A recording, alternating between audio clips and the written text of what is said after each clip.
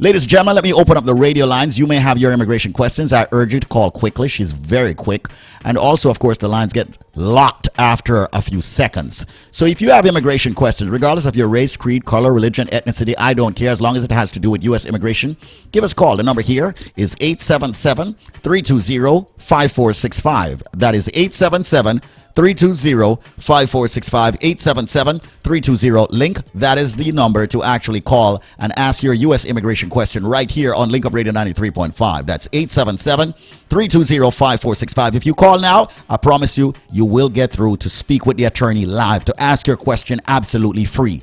Do remember that Sandra Smith and Associates, the law firm, is located at 40 Wall Street, and that's, of course, in the Trump building on the 28th floor, 2 blocks from the Link Up Media facility in New York. Once again, make sure you reach out to her. She's open 6 days a week, late on Wednesdays, and, of course, hanging out on Saturdays to help many people all over the world who are looking to, of course, get into the United States or sort out their status in the United States. Once again, the number to call to ask her your questions, phone lines being wide open for a little, is 877 320-5465. That's 877-320-5465. 877-320-5465. Make that call right now. And, of course, speak with the wonderful attorney, Sandra Smith. Miss Smith, how are you doing today? I'm doing well. How are you? Vibes up into this.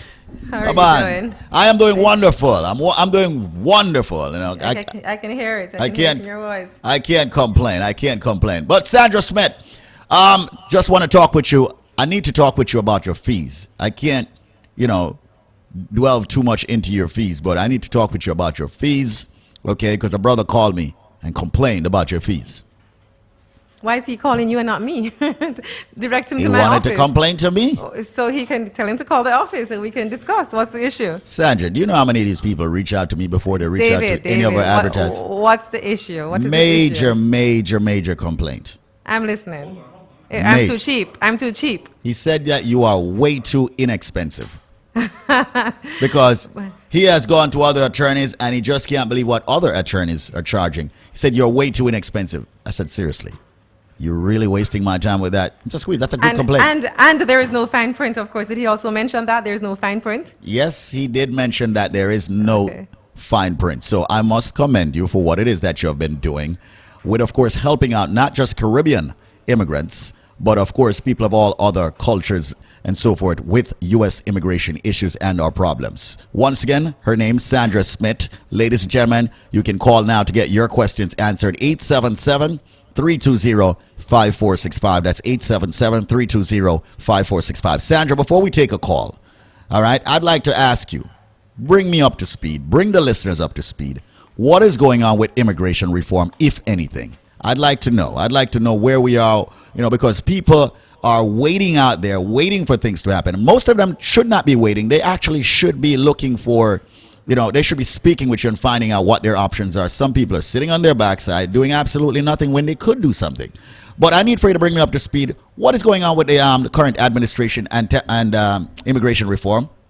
Well, first of all, I must mention that, of course, we all know that there's a government shutdown. Well, you yourself said that it's not really a government shutdown, but as far as we all know, that's what's going on down there in Washington. Right. Now, here's the thing, with regards to immigration reform, it's still on the table. We all know that the Senate had okayed the reform bill, but it still looms in the House. So we don't know moving forward what's going to be happening. But if, in fact, it does pass, it's going to be a path towards citizenship. And I'm telling folks right now that, while we wait, get your documents in order. If you have taxes, outstanding taxes to file, you file those taxes, because that's going to be critical moving forward with regards to applying for this status, which is called the Registered Provisional Immigrant Status, if in fact the law does pass. Right. So what will happen is that, they have to pass background checks. I discussed this several times over to make sure that they're not criminals. Of course, there are fines that are going to have to be paid. If you don't know how to speak the English language, you're going to have to learn, because that's important. Back taxes paid, I mentioned. And then, of course, you'll get the status which moves towards applying for citizenship 10 or 13 years later. So that's where we are. We're still waiting. We're still waiting. Yeah. Now, what about some of the things that are actually still on the table in reference to people who can have some immigration benefits in the United States right here? What are some of the things?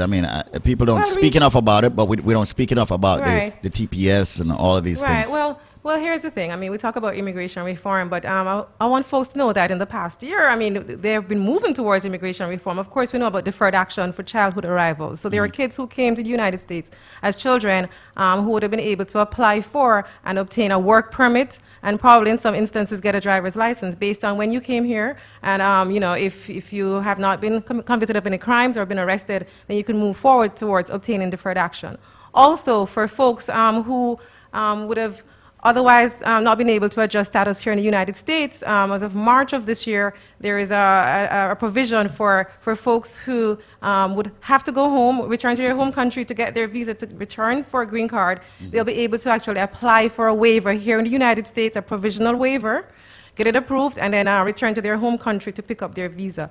Once upon a time, it would have been a long wait, a 10-year wait. A person would have been barred. For example, you have persons like crew members who would have come here, you know, and would have not been able to get married and move forward with obtaining their green card. Now they can do that. They can actually stay here, file for the provisional waiver, return to their home country, and then come back with a visa. So there are certain things that are going on right now in the midst of this discussion about immigration reform. Wonderful. Once again, folks, speaking with our immigration attorney. Her name is Sandra Smith. She's of 40 Wall Street at Sandra Smith and Associates. Once again, the number, however, is 877-320-5465. That's 877-320-5465. 877-320 link 877-320-5465 to call to ask your U.S. immigration questions.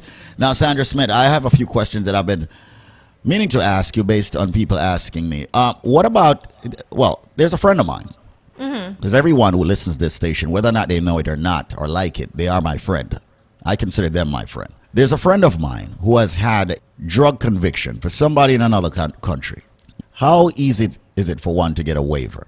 A waiver for a drug conviction? Well, I mean, here's the thing. We have to think about what, you know, what the offense was. Conspiracy. Well, here's the thing. In most instances, as it regards the immigration consequences of criminal convictions, immigration wants to look at a single offense of simple possession of 30 grams or less of marijuana. So that's what they're looking at. That's what we're starting with. What if it's cocaine? Well, I mean, pretty much if it's cocaine and it has to do with trafficking, there may be not a chance as regards getting an immigrant visa. In some instances, however, a person may be convicted and, you know, of whatever you just mentioned, not being able to get an immigrant visa, but may be able to obtain some kind of non-immigrant visa. For example, a B1, B2 visitor's visa to enter the States as a visitor, and then with that would have to file a waiver. Some kind of a waiver, 212 D3 waiver may work in that instance. It depends on the particular set of facts. But in some instances, yes, with convictions, you may be able to enter the United States on a visitor's visa with a waiver attached to it.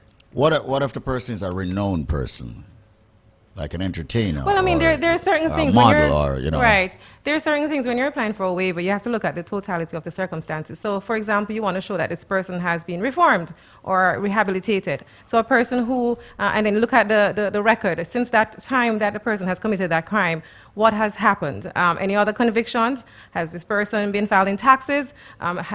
Does this person have a family? Employed gainfully. So you have to look at the totality of the circumstances when you're applying for waivers. So in some instances, yes, we are successful in getting folks back to the United States on visitors' visas by also attaching a waiver to that application for the visa. Okay. Once again, folks, speaking with Sandra Smith here, and from time to time I ask questions pertaining to a lot of folks out there. Many, it's not something that we're very proud of, but many of us within the Caribbean community, we have criminal infractions, all right? And don't be afraid to speak about it. You know, we have made mistakes in our past. It does not mean that we will continue making mistakes. We want to better our future and our family. And, of course, we have to ask questions. Don't be afraid. Don't stick your head in the sand like an ostrich. All right? Ask but questions. David, yeah, and even before we get to being convicted, a lot of times I tell folks, you know, you want to also, if you have an issue and you have a criminal attorney, you also want to mention to the criminal attorney your immigration status. So if you're not a green card holder, for example, or even if you are a green card holder, or if you have no form of status, you want to let them know. And with regards to pleading guilty, you want to make sure that whatever you plead guilty to has no immigration consequences. A lot of times I have folks will come in and they'll plead guilty to something like 31 grams of marijuana.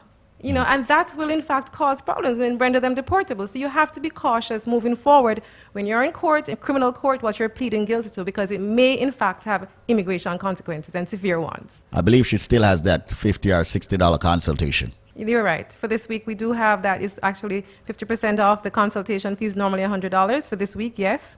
So it's $50, not $60. It's 50, 50. Oh, $50. $50 for the consultation. $50. All right, no problem. For the rest of the week until Saturday. Correct, David. All right, great. So I want everyone to keep listening right now before I have not given out her office number yet, and I will do so shortly. All right.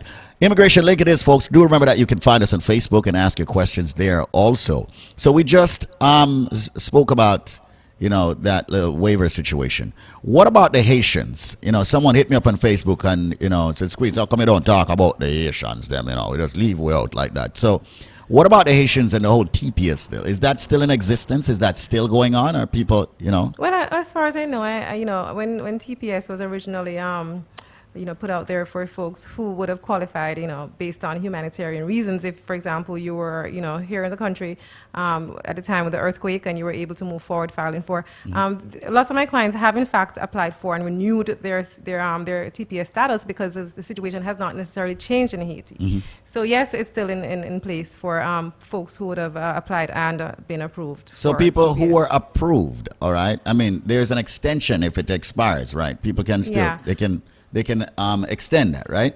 Yes, there you go. Yes, right. But you're still going to have to prove that the conditions are still in place. Right. Another thing that I want to bring up, speaking about extension, a lot of people come into the United States and there's a major screw up that happens to a lot of people who come to the United States with a visitor's visa. Now, people think it's the general tendency for the immigration officer that they see at the airport to give them 3 months. But it's entirely up to the immigration officer to give you whatever time to stay in the United States. Now, of course, sometimes an individual is in the United States and the time is up and they feel them off a broke them neck. They have to rush to get back home. But there is an extension that can be filed for one visiting to the United States. Right, Ms. Simmet? That's correct. I mean, I had a client coming to my office, I think it was 2 weeks ago, when she came here to visit family and to take care of one of her uncles. And she comes occasionally, and she was thinking that she could be here for 3 months. So she came, put her business aside in Jamaica, took all her money, came here. When she got to JFK, they stamped her passport for a week.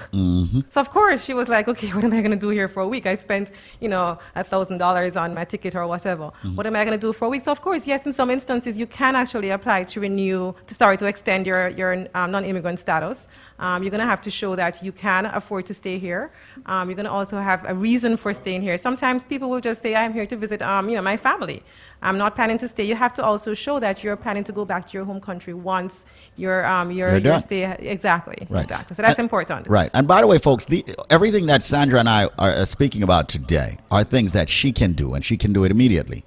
All right. And it's always good to have someone in the professional capacity handling these things for you. And ladies and gentlemen, I'm about to give out a number. Call this number right now. Now, if you do call, your consultation will only be $50.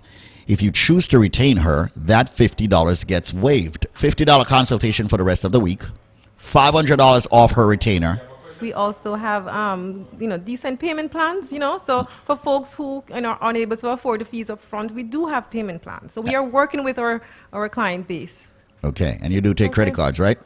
Of course we do, yes. All right. Ladies and gentlemen, call this number right now. For you who call before 1 o'clock, you will be very happy. Make the call to Sandra Smith's office right now. We must remind you that this has been an attorney advertisement brought to you by the law offices of Sandra Smith and Associates. Prior results do not necessarily guarantee future outcome, but if I were you, hey, yeah, what happened?